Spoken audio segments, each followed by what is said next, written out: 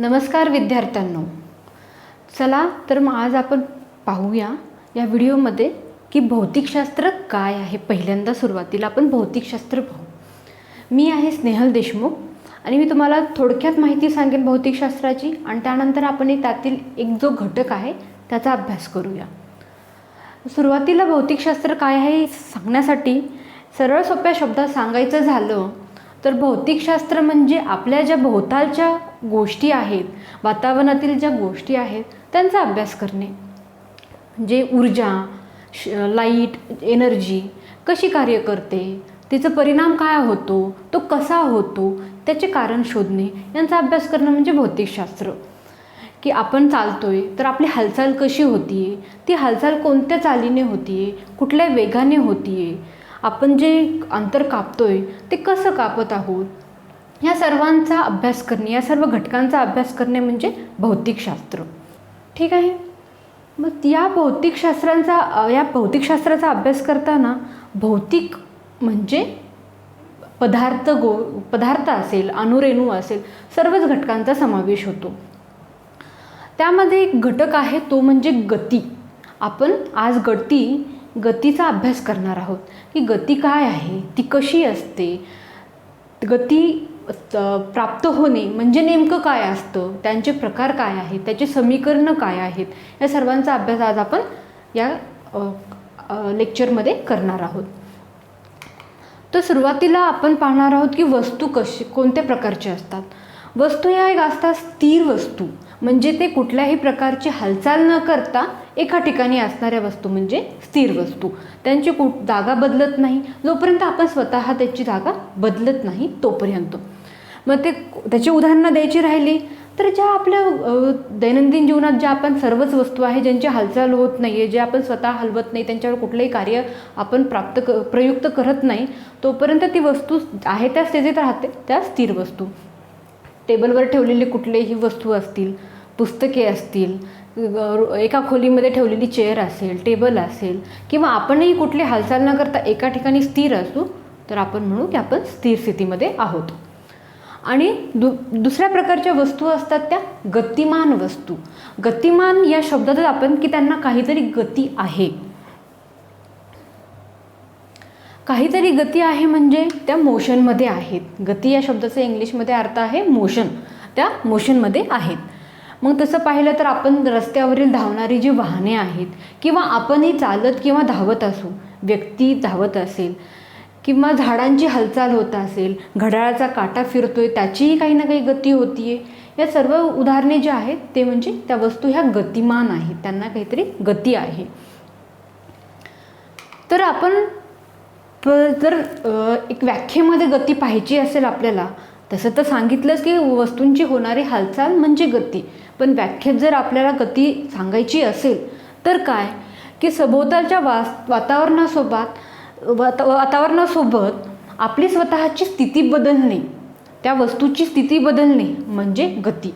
म्हणजे एका ठिकाणाहून दुसऱ्या ठिकाणी जाताना त्या वस्तूचे जे विस्थापन होते ती म्हणजे गती.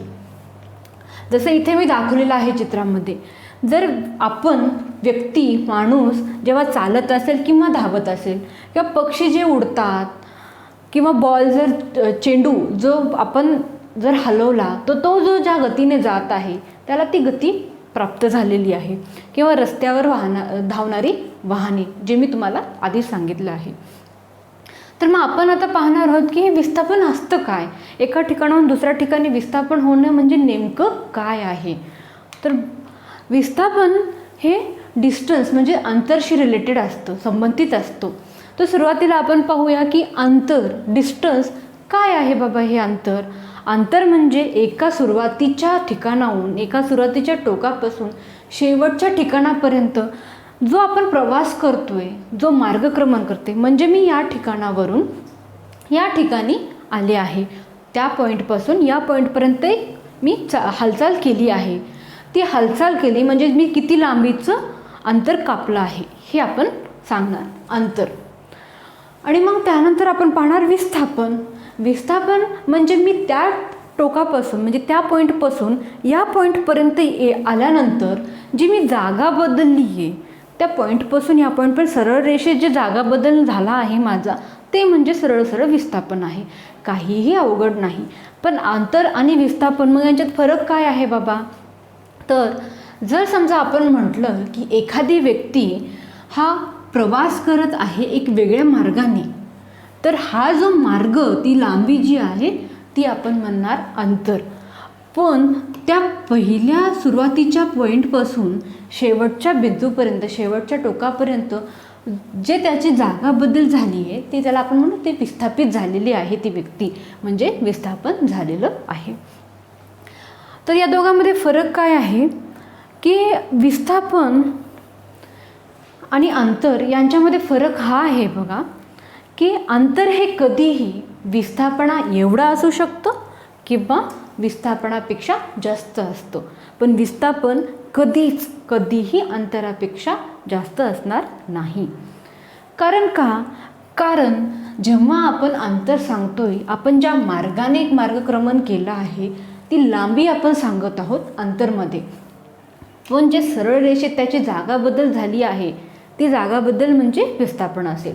मग जर आपली गती जर समजा एका सरळ रेषेत असेल, आपण हालचाल एका सरळ रेषेतच करत आहोत, तर मग आपण म्हणू की अंतर आणि विस्थापन सममान आहे, एक समप्रमाणातच आहे.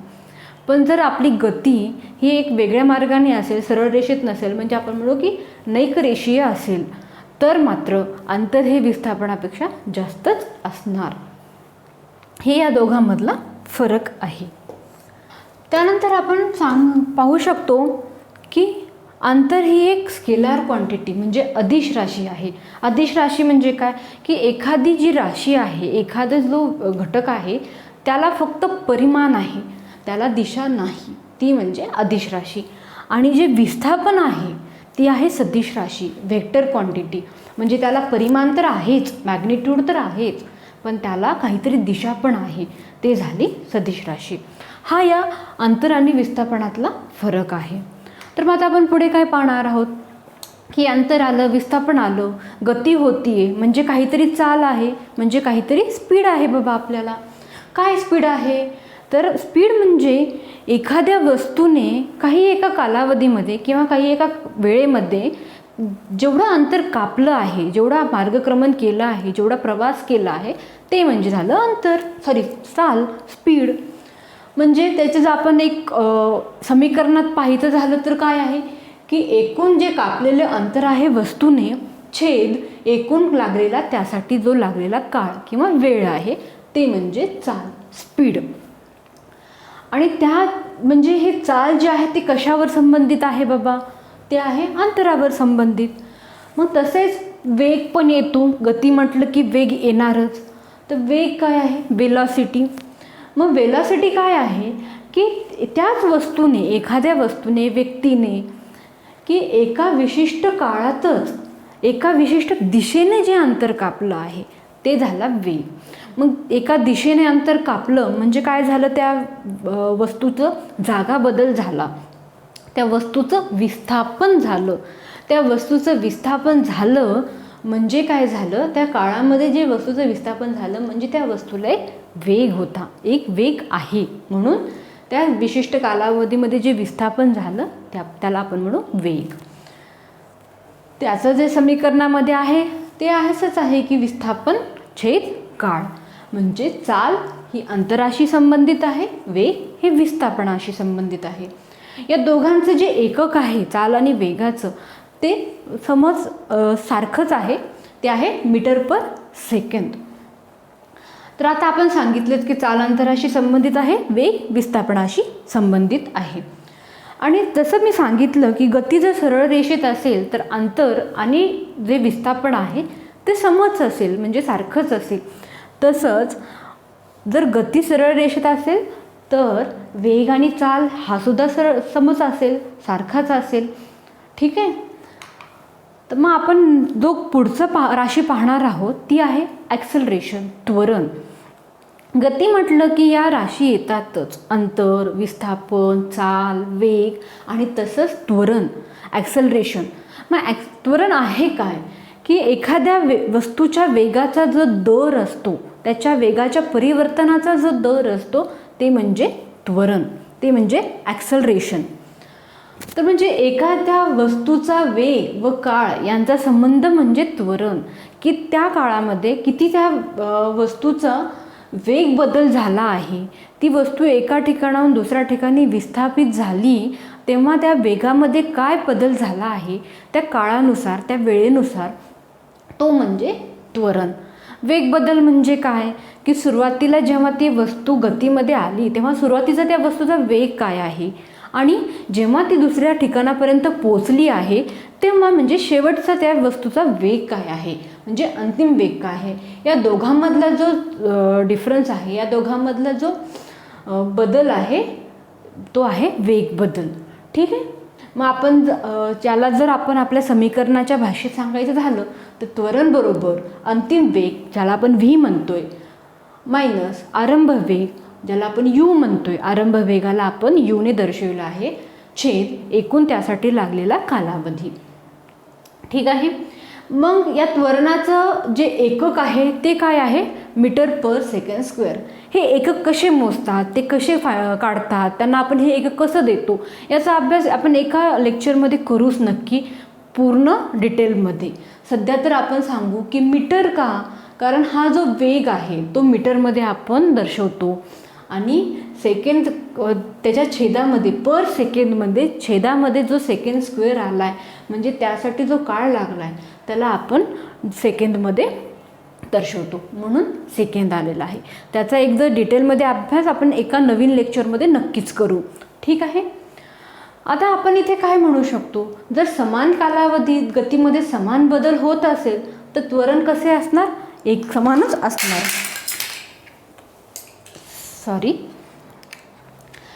जर कालावधी समान आहे गतीमध्ये, गती होत असताना त्या वस्तूची कालावधी समानच राहिली आहे, त्यामध्ये कुठल्याही प्रकारचा बदल नाही झाला आहे, तर त्याचे जे त्वरण येणार ते सुद्धा एक समानच येणार, हे आपण इथे सांगू शकतो. तसंच काय आणखी आपण सांगू शकतो की एखाद्या वस्तूची चाल ही जर स्थिर असेल तर त्या वस्तूचे त्वरण कसे होणार, शून्य होणार.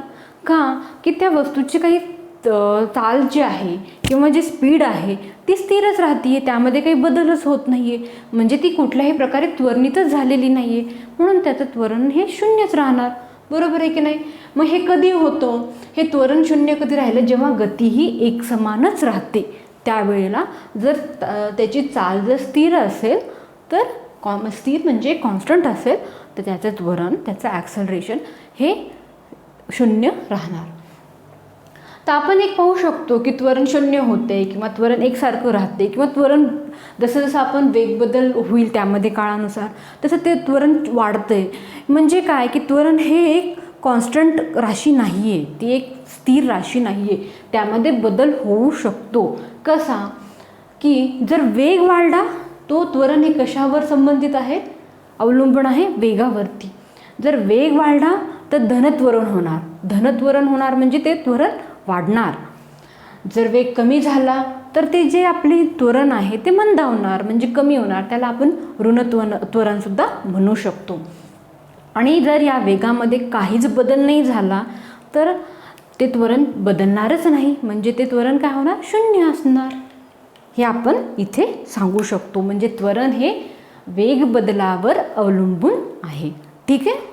आता आपण पुढे पाहणार आहोत की गती ही कोणत्या कोणत्या प्रकारची असू शकते. विशिष्ट काळात वस्तूने जे अंतर कापलं आहे त्याला आपण गती म्हणतो, हे तर आपण सुरुवातीला पाहिलंच आहे. पण जर कमी अंतर कापण्यासाठी जर एखाद्या वस्तूला जास्त वेळ लागत असेल तर त्याला आपण काय म्हणणार, की त्या वस्तूची जी गती आहे ती मंद आहे. म्हणजे जसं आपण इथे उदाहरणार्थ जर चित्रांमध्ये पाहिलं तर मी 4 चित्र दाखवली आहेत, ज्यामध्ये एक व्यक्ती चालत आहे, सायकल दाखवलेली आहे, मोटार दाखवली आहे आणि ट्रेन. तर या 4ही चित्रांमधून कमी अंतर कापायला जास्त वेळ जर आपण पाहिलं तर कशाला लागेल, जर ट्रेनच्या कंपॅरिझनमध्ये जर आपण पाहिलं तर मोटारीला वेळ जास्त लागेल. जर आपण ट्रेनसोबत पाहिलं, ट्रेनपेक्षा जास्त वेळ मोटारीला लागेल, मोटारीपेक्षा जास्त वेळ हे सायकलला लागेल आणि सायकलपेक्षा जास्त वेळ हा त्या व्यक्तीला, माणसाला लागेल जेव्हा तो ते अंतर कापेल. ह्याला म्हणता आपण काय, तर मंद गती. आणि जर जलद गती काय असेल की ते त्याच्या एकदम विरुद्ध असेल, की कमी वेळात जास्त अंतर कापणे म्हणजे त्या वस्तूला गती ही जलद आहे, फास्ट मोशन होत आहे. मंद गती म्हणजे स्लो मोशन होत आहे. ठीक आहे. म्हणजे इथे या चारही चित्रांमधून जे ट्रेन आहे, कंपॅरिझन जर आपण केलं बाकीच्या चित्रांसोबत, तर ट्रेनची गती ही जलद असणार मोटारीपेक्षा, मोटारीची गती ही जलद असणार सायकलपेक्षा आणि या व्यक्तीच्या चालण्यापेक्षा, आणि सायकलची गती ही जलद असणार या व्यक्तीच्या चालीपेक्षा. ठीक आहे. हे तुम्हाला समजलं मंद गती आणि जलद गती काय आहे ते. तर मग चला आपण पुढे पाहूया काय, की हे जे आपण चाल, वेग, वस्तुमान, अंतर, त्वरण ह्या ज्या राशी आपण पाहिल्यात ना, त्या राशींवर आधारित काही गतीचे प्रकार आहेत, ते आता आपण पाहणार आहोत. कोणते प्रकार आहेत बाबा गतीचे? सुरुवातीला गती ह्या दोन भागांमध्ये विभाजित केल्या जातात, रेषीय गती आणि नैक रेषीय गती. रेषीय गती म्हणजे लिनियर मोशन आपण इंग्लिशमध्ये म्हणू. रेषीय गती काय आहे? त्या रेषीय गतीच्या शब्दातच त्याचा अर्थ मांडलेला आहे, की एका रेषेत जाणारी म्हणजे रेषीय गती. वस्तूची गती, वस्तूची हालचाल जेव्हा सरळ रेषेत होतीये तेव्हा तिला म्हणतात की ती वस्तू रेषीय गतीमध्ये आहे. हे सरळ सोप्या शब्दात आपण सांगू शकतो. तर त्याचं उदाहरण काय देणार बाबा? आपण कोणत्या गोष्टींना सांगू की ह्या सरळ रेषेत आहेत, रेषीय गतीमध्ये आहेत? तर सरळ मी आता इथे उदाहरण जे दाखवलेलं आहे तुम्हाला ते पहा. आपल्याला अँग्री बर्ड्सचा गेम तर माहितीच आहे ना, आपण खेळतो. तर त्या अँग्री बर्ड्सच्या गेममध्ये जेव्हा आपण टार्गेटवरती आपल्याला मारायचं आहे, त्या पक्षीच्या याने जसं आपण गुल्लेरे मारतो, तेव्हा जेव्हा आपला निशाणा चुकतो ना, तेव्हा काय होतं, तो पक्षी जो आहे तो सरळ खालूनच निघून जातो. म्हणजे काय, तो कोणत्या रेषेत जात आहे पहा बरं, एकदम सरळ रेषेत निघून जात आहे. एका सरळ रेषेत त्याची हालचाल होत आहे, म्हणजे ते काय की त्याला रेषीय गती प्राप्त झालेली आहे. ठीक आहे. आणि मग दुसरा जो प्रकार आहे तो आहे नैक रेषीय गती, म्हणजे नॉन लिनियर मोशन. नैक रेषीय गती काय आहे बाबा? तर एखादी वस्तू एका सरळ रेषेमध्ये विस्थापनच करत नसेल, म्हणजे रेषीय गतीच्या एकदम विरुद्ध बाजू आपण सांगू की ती वस्तू जी आहे ती सरळ रेषेत विस्थापन नाही करते, त्याला गती ही सरळ रेषेत नाही आहे. म्हणजे त्याच्या गतीचा प्रकार कुठलाही असू शकतो. ती वर्तुळाकार फिरत असेल किंवा वक्राकार फिरत असेल, ते आपण कसे आहेत ते गतीचे पुढे प्रकार पाहणारच आहोत. तर नैक रेषीयचं उदाहरण सरळ इथे जे दाखवलेलं आहे चित्रामध्ये तुम्हाला दिसत असेल, की आपला जो हार्टबीट असते किंवा एखादा कुठलाही ग्राफ आपण पाहतोय तो सरळ रेषेत नाही, म्हणजे चढ उतार होते, वर खाली होत आहे कंटिन्युअस, त्याला तो काय आहे, एका सरळ रेषेत नसल्यामुळे त्याला आपण म्हणणार नैक रेषीय गती. हे खरं तर दोन मुख्य प्रकार आहेत गतीचे. आणि या मग नैक रेषीय गतीवरूनच आपण त्या गतीचे बाकीचे प्रकार पाहणार आहोत आणि त्यामध्ये काय काय उदाहरण आहेत ते पण आपण पाहणार आहोत. तर चला मग आपण पुढे काय पाहूया, की रेषीय गतीमध्ये दोन प्रकार असतात. म्हणजे रेषीय गती होत असताना पण ती समान असू शकते किंवा नैक समान असू शकते. म्हणजे रेषीय गतीमध्ये सुद्धा समानता आणि असमानता असू शकते. कशी? तर जेव्हा जेव्हा हालचाल करते वस्तू एखादी, जेव्हा त्याला गती प्राप्त झाली, तिथं ती समान कालावधीमध्ये समान अंतर कापत असेल ती वस्तू, तरच आपण त्याला म्हणू की ती जी वस्तू आहे एक समान रेषीय गतीमध्ये आहे. म्हणजे एखाद्या वस्तूला समान अंतर कापायला समान कालावधी लागत असेल तर, इतकं सरळ सोप्या शब्दात आपण सांगणार.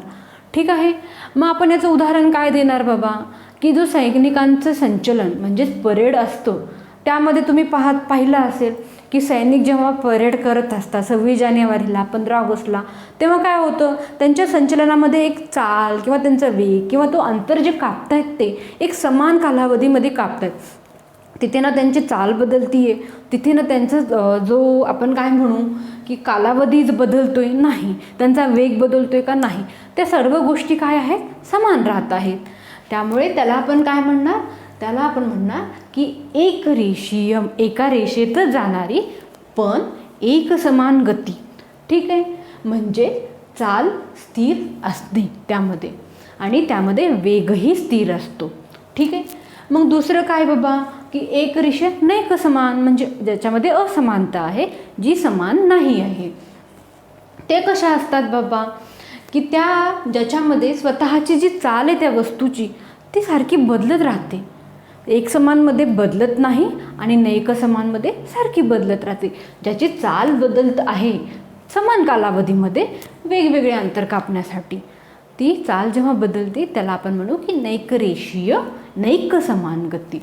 मग याचं उदाहरण आपण काय देणार, की आपण जेव्हा घसरगुंडी बगीचेमध्ये आपण जेव्हा घसरगुंडी खेळतो किंवा आपण लहानपणी खेळली असेल, आता कोणी खेळत असेल नसेल, पण जेव्हा आपण घसरगुंडी खेळतो तेव्हा जेव्हा आपण त्या घसरगुंडीला वरून खाली सरळ रेषेतच येत आहोत, जर ती घसरगुंडी सरळ रेषेतील असेल हे लक्षात ठेवा. ठीक आहे, आपण सरळ रेषेत खाली येत आहोत, पण प्रत्येक वेळेस जेव्हा आपण घसरगुंडीवरून खाली येत आहोत प्रत्येक वेळेस आपली चाल, आपली जी स्पीड आहे ती स्थिरच असेल का? नाही, प्रत्येक वेळेस आपण आपली चाल बदलत असू. त्यामुळे त्याला आपण म्हणू की एक रेषीय नैक समान गती. ठीक आहे. आता आपण पुढे पाहणार आहोत ट्रान्सलेशन मोशन, स्थानांतरणीय गती. स्थानांतरणीय म्हणजे गती म्हणजे काय, की एखाद्या वस्तूची जो जागा बदलण्याचा आहे गुणधर्म ती म्हणजे गती. हालचाल करत असेल, स्वतःची जागा बदलत असेल म्हणजे त्या वस्तूला गती आहे. मग या स्थानांतरणीय गती या शब्दातच त्याचा अर्थ आपल्याला मिळून जातोय. म्हणजे स्थानांतर झालं आहे, ती वस्तू ट्रान्सलेट झाली आहे, स्थानांतर झालेलं आहे त्या वस्तूचं. मग ते स्थानांतर कोणत्याही प्रकारचं, सरळ गतीमध्ये असू शकेल किंवा वक्राकार असू शकेल. सरळ गती म्हणजेच रेक्टिलिनियर असेल, वक्राकार म्हणजेच कर्विलिनियर असेल. ठीक आहे.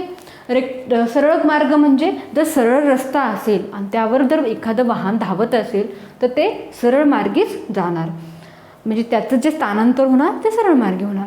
पण आपण जे रोलर कोस्टर वगैरे पाहतो त्याचा मार्ग कसा असतो, हा वक्राकार असतो. ठीक आहे. तर मग त्या वक्राकार मार्ग जो आहे त्यामध्ये त्या वक्राकार मार्गाने त्या वस्तूचं स्थानांतर होतं. हे आहे स्थानांतरणीय गती. नैक रेषीयचे प्रकार मी तुम्हाला म्हटलं की आता आपण काय की नैक रेषीयचे काही प्रकार पाहणार आहोत. आणि हे नैक रेषेचे प्रकार आपण ही गतीचे प्रकार का सांगत आहोत, की आपल्या आजूबाजूला आपल्या भोवतालच्या ज्या वस्तू हालचाल करत आहेत त्या कोणत्या गतीने हालचाल करत आहेत हे आपल्याला समजून जातं त्याद्वारे. तर मग नैक रेषीय जर सरळ मार्गाने गती करणाऱ्या काही आपण उदाहरणं देऊ शकतो, पण आपल्या भोवतालच्या बऱ्याचशा वस्तू, बऱ्याचशा गोष्टी किंवा आपण स्वतः हे नैक रेषीय गतीनेच मार्गक्रमण करतो, प्रवास करतो किंवा हालचाल करतो. ते कसं, की सुरुवातीला आपण प्रकार पाहणार आहोत या नैक रेषीय गतीचा, तो म्हणजे आंदोलित गती, ज्याला आपण इंग्लिशमध्ये ऑसिलेटरी मोशन असे म्हणतो. तुम्हाला आंदोलन माहीत असेल, दोलक, पेंडुलम, जे आपण ऐकलेलंच असेल, हो की नाही. तर तेच जे आहे एखाद्या वस्तूचं किंवा एखाद्या जी वस्तू असेल किंवा आपलं स्वतःचे आपण जेव्हा झोका वगैरे खेळतो, जे दोलकाप्रमाणे आपलं मार्गक्रमण होतं त्याला म्हणतात आंदोलन गती. ज्याच्यामध्ये आंदोलन तयार होतं, आंदोलित गती त्याला आपण म्हणू शकतो. कसं, की गती म्हणजे एका टोकापासून दुसऱ्या टोकापर्यंत जाणे, एका ठिकाणाहून दुसऱ्या ठिकाणी जाणे. तर जेव्हा या गतीमध्ये एका टोकापासून आपण दुसऱ्या टोकापर्यंत जात आहोत, पण परत त्याच टोकाला आपण येत आहोत, त्याला म्हणतात की त्यामध्ये आंदोलन तयार झालं आहे. त्यामध्ये आंदोलन म्हणजे बघा तुम्ही, ते आपण झोपाळ्यावरती जेव्हा झोका घेतो, आपण या टोकाला जातोय, या टोकाला जातोय, परत त्याच टोकाला येतोय, म्हणजे काय की त्यामध्ये आपल्यामध्ये आंदोलन तयार झालं आहे. एक पेंडुलम दोलकाप्रमाणे आपण मार्गक्रमण करत आहोत, म्हणजे आपल्याला एक आंदोलित गती प्राप्त झालेली आहे. त्याची अनेक उदाहरणे आपण सांगू शकतो, की घड्याळाचा लंब तुम्ही पाहिला असेल, तोही आंदोलन मार्गक्रमाने, दोलक मार्गक्रमानेच प्रवास करतो, म्हणजे हालचाल करतो. आणखी उदाहरण जर आपण पाहणार तर सीसॉ आपण पाहतोच, तोही त्याचप्रमाणे वर खाली, म्हणजे या एका टोकाला केलं, परत दुसऱ्या टोकाला गेलं आणि परत पहिल्याच टोकाला आलं. हा जो मार्गक्रमण आहे म्हणजे आंदोलन होत आहे त्यामध्ये. शिवणयंत्रातील सुई जर आपण पाहिली, तीही त्याच मार्गक्रमाने हालचाल करते. आणि जर आपण पक्षी पाहायला उडताना, तर पक्षाचे जे उडताना जे पंख आहेत तेही तसेच मार्गक्रमण करतात. कसे की त्यांची हालचाली तशीच होते की एका टोकापासून दुसऱ्या टोकाकडे आणि परत त्याच टोकाकडे ते असे हालचाल करतात. म्हणजे त्यामध्ये काय आहे की आंदोलन गती आहे. ठीक आहे, तुम्हाला समजलं ना आंदोलन गती काय आहे ते, की एका टोकाहून दुसऱ्या टोकापर्यंत जाऊन परत त्याच टोकाला येणे म्हणजे आंदोलन गती. ठीक आहे, आपण पुढचा प्रकार पाहू मग आता, की दुसरा प्रकार जो आहे तो वर्तुळाकार गती किंवा आपण घूर्णन गती पण म्हणू शकतो. घूर्णन गती आणि वर्तुळाकार गती म्हणजे सर्क्युलर मोशन आणि रोटेशनल मोशन. सर्क्युलर मोशन किंवा वर्तुळाकार गती काय आहे की वर्तुळाकार मार्गात फिरणाऱ्या वस्तूच्या गतीला वर्तुळाकार गती म्हणतात, इतकं आपण सांगू शकतो. त्याचा अर्थ एखादी वस्तू मार्गक्रमण करते, हालचाल करते, तेव्हा ती कोणत्या आकारात मार्गक्रमण करते, वर्तुळाकार. जिथे आपण इथे उदाहरण दिलेलं आहे, इथे आपण एक मोटार दाखवली आहे जी रस्त्यावरती वर्तुळाकार आकारामध्ये मार्गक्रमण करत आहे, पाहताय ना. तर हे जो वर्तुळाकार आकारामध्ये जो मार्गक्रमण करत आहे ती वस्तू, ही मोटार, म्हणजे त्या मोटारीला वर्तुळाकार गती आहे असं आपण म्हणणार. आणि दुसरं जे आपण सांगितलं आहे घूर्णन गती म्हणजेच रोटेशनल मोशन. मग घूर्णन गती काय आहे की घूर्णन गतीमध्ये पण वस्तू ही एका आसाभोवती जर मार्गक्रमण करत असेल, एक विशिष्ट ॲक्सिस भोवती जर तो मार्गक्रमण करत असेल म्हणजे त्या वस्तूला घूर्णन गती आहे. त्याचं मार्गक्रमण हे वर्तुळाकारच असेल पण एका विशिष्ट आसाभोवती असेल. म्हणून आपण हे दोन प्रकार एकत्र पाहत आहोत, वर्तुळाकार आणि घूर्णन गती. तुम्ही घूर्णन गतीचं उदाहरण जर तुम्हाला सांगायचं झालं तर आपला जो घरातील विजेवर चालणारा पंखा आहे तो काय करतो, एका विशिष्ट आसाभोवतीच फिरत राहतो ना. त्याचा जो केंद्रबिंदू आहे, त्याचा जो सेंटर आहे, त्या सेंटर थ्रूच तो फिरत राहतो, रोटेट होत राहतो. म्हणून आपण त्याला म्हणू की त्याला घूर्णन गती आहे. तसंच आपण आपल्या सायकलचं किंवा जे आपल्या मोटारीचं चाक जे असेल ते कोणत्या एका विशिष्ट आसाभोवतीच रोटेट होत असेल, फिरत असेल, म्हणजेच त्याला घूर्णन गती प्राप्त झाली आहे. त्याला आपण ॲक्सिस ऑफ रोटेशन असंही म्हणतो. ठीक आहे, आणखी उदाहरण जर द्यायचं राहिलं तर आपण आपलं मेरीगो राऊंड असतो बागेमध्ये आपण जे खेळतो ते झालं, किंवा जी आपली पृथ्वी पण एका विशिष्ट आसाभोवती स्वतःभोवती फिरते, हो की नाही, म्हणजेच त्याला घूर्णन गती आहे. आता तुम्हाला हा वर्तुळाकार गती किंवा घूर्णन गती समजलं ना. म्हणजे एका वर्तुळाकार मार्गात फिरणाऱ्या वस्तूला वर्तुळाकार गती आहे पण विशिष्ट आसाभोवती जर फिरत असेल तर तिला घूर्णन गतीसुद्धा आहे.